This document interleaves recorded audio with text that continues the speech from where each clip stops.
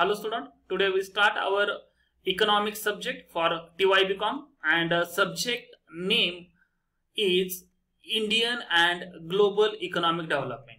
Indian and Global Economic Development. It is very interesting subject and it gives us a very important knowledge about the Indian economy as well as global economies. So we start with our first unit is introductory unit, which give us an idea about the Indian economy. So what is the first topic of first unit is basic characteristics of the Indian economy as an emerging economy. So which are the basic characteristics of the Indian economy as an emerging economy, or we can say as a developing economy? So the first one is here, Indian economy is a dualistic economy. Indian economy has a dualistic economic structure. It means what? The two type of economic structures are exist in one economy. So which two types of economic structure? The first one is highly developed sector. And second economic structure is low developed sector, or we can say subsistence developed sector. So what is the meaning of, or what is mean by of developed sector? It's highly developed sector means those sectors which performing very well, such as export import units, multinational corporations working in India, IT companies, etc. So this sector has a very high income. First, highly developed sector has a very high income and their working style is like a developed economy. And second economic structure is low developed sector or subsistence developed sector, means the income share of this sector is very low, and this sector include agriculture sector, small business units, village industries, etc. So this sector is underdeveloped and income of the sector is very low. Dualistic economy structure हे जे आहे तर आपल्याला हे पहिलं characteristic जे आहे तर ते इंडियन इकॉनॉमीच्या बाबतीमध्ये पाहायला मिळतं. तर ड्युअलिस्टिक इकॉनॉमिक स्ट्रक्चर म्हणजे काय पाहायला मिळतं, तर आपल्याला आपल्या अर्थव्यवस्थेमध्ये आपल्याला जे इकॉनॉमिक डेव्हलपमेंट जे आहे तर ती वेगवेगळ्या क्षेत्रांची वेगवेगळ्या प्रकारे झालेलं पाहायला मिळते. अर्थव्यवस्था तर भारतीयच आहे सगळीकडे, पण सगळ्यांचाच विकास जो आहे भारतीय अर्थव्यवस्थेमध्ये एकसारखा झालेला नाहीये. काही क्षेत्र जे आहेत ते हायली डेव्हलप्ड सेक्टर आहेत आणि काही जे आहेत तर ते लो डेव्हलप्ड सेक्टर आहे. म्हणून आपण काय पाहतो की हे दोन वेगवेगळे प्रकार जे आहेत, डेव्हलप्ड अँड लो डेव्हलप्ड और अंडर डेव्हलप्ड सेक्टर्स, हे असे दोन प्रकार जे आहेत तर आपल्याला आपल्या भारतीय अर्थव्यवस्थेमध्ये पाहायला मिळतात. सो त्याच्यामुळे मग भारतीय अर्थव्यवस्था ही कशा प्रकारे ड्युअलिस्टिक इकॉनॉमिक स्ट्रक्चर वाली बनते, ज्याच्यामध्ये काही सेक्टर जे आहेत ते हायली डेव्हलप्ड सेक्टर आहेत आणि काही जे आहेत ते लो डेव्हलप्ड सेक्टर आहेत. तर मग हायली डेव्हलप्ड सेक्टर म्हणजे कुठले, की ज्यांचं जे इन्कम जे आहे तर ते खूप हाय आहे, जसं की आपण एक्सपोर्ट इम्पोर्ट युनिट्स आहेत, मल्टीनॅशनल कंपनीज ज्या इंडियामध्ये आहेत त्या हायली डेव्हलप्ड सेक्टरमध्ये मोडता येते. सोबत IT सेक्टर जे आहे, IT कंपनीज ज्या आहेत तर ह्या सगळ्या कंपनीज ज्या आहेत तर त्यांचं इन्कम जे आहे खूप हाय आहे आणि त्यांचं वर्किंग जर आपण पाहिलं, त्यांचं जर ओव्हरऑल इन्फ्रास्ट्रक्चर आणि वर्किंग स्टाईल जर आपण पाहिलं तर आपल्याला ती एक डेव्हलप्ड नेशनच्या बरोबरीची असते. सो मग आपण त्यांना काय म्हणतो, हायली डेव्हलप्ड सेक्टर. आणि दुसऱ्या बाजूला भारतीय अर्थव्यवस्थेमध्येच आपल्याला लो डेव्हलप्ड सेक्टर जसं की ऍग्रिकल्चर आहे, स्मॉल बिझनेस युनिट्स आहेत, विलेज इंडस्ट्री आहे, अजून इतर काही एक्झाम्पल्स आपण घेऊ शकतो. जे कुटीर उद्योग जे आहेत, शेती व्यवसायाशी निगडीत जे उद्योग आहेत तर त्यांची डेव्हलपमेंट जी आहे तर ही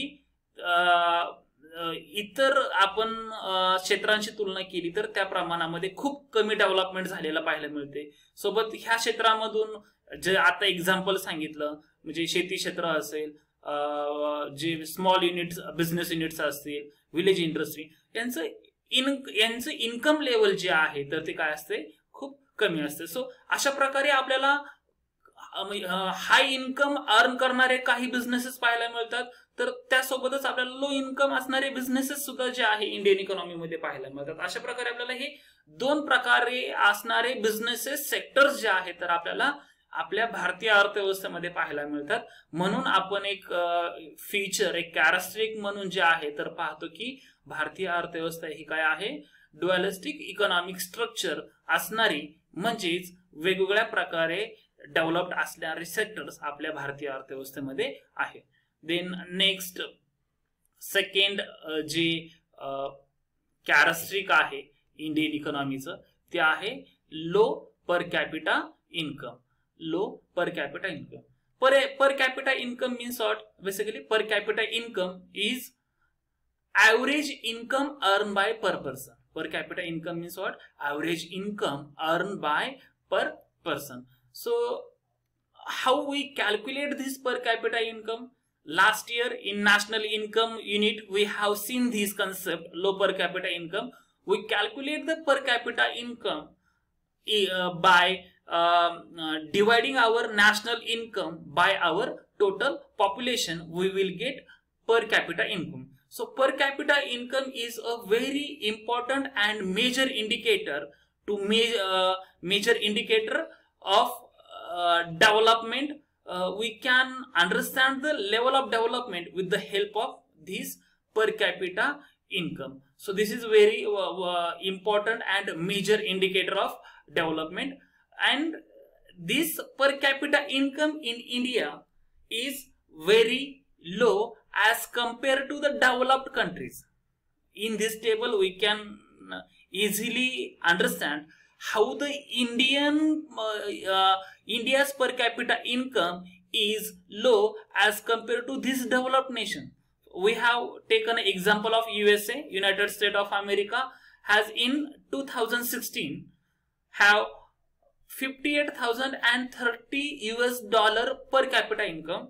At the same time, UK, United Kingdom, Britain has $42,100 per capita income. In Japan, it was 42,870. So, as compared to this developed nation, India has a very low per capita income, which is $6,490 only. So जर आपण पर capita income जे आहे हे second आपण characteristic पाहत आहोत Indian इकॉनॉमीचं.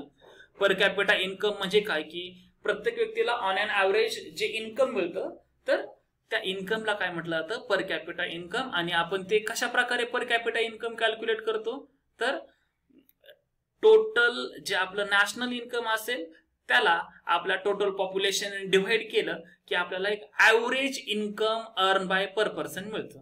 आणि पर capita income जे आहे तर हा खूप महत्वाचा इंडिकेटर आहे इकॉनॉमिक डेव्हलपमेंटची लेवल अभ्यासण्यासाठी. आपल्याला पर कॅपिटा इन्कम यावरून आपल्याला आपली इकॉनॉमिक डेव्हलपमेंटची लेवल काय आहे हे सहजरित्या कम्पेअर करून आयडेंटिफाय करता येत असतं. सो पर कॅपिटा इन्कम जे आहे तर हा खूप महत्वाचा इंडिकेटर आहे. आणि तेच पर कॅपिटा इन्कम इंडियामध्ये आपल्याला काय लो असलेलं पाहायला भेटतं. तर हे आपण त्यासाठी इथं उदाहरण घेण्यासाठी काय पाहिजे, इथं जे टेबल घेतलेलं आहे ह्या टेबलमध्ये आपल्याला दिसतं की 2016चं आपण पर कॅपिटा इन्कम घेतलेलं आहे US डॉलरमध्ये इथं आपण एक्सप्रेस केलेलं आहे ते. तर युएसएचं 2016चं जर आपण पर कॅपिटा इन्कम पाहिलं तर ते $58,030 पाहायला भेटतं. युकेचं 42,100 $, जे आहे 2016 मध्ये पर कॅपिटा इन्कम. तर त्याचवेळी जपानचं पर कॅपिटा इन्कम जे आहे 2016चं $42,870 जे आहे तर ते पाहायला मिळतं. आणि मग त्याच वर्षी 2016ला इंडियाचं पर कॅपिटा इन्कम किती आहे तर ते आहे $6,490.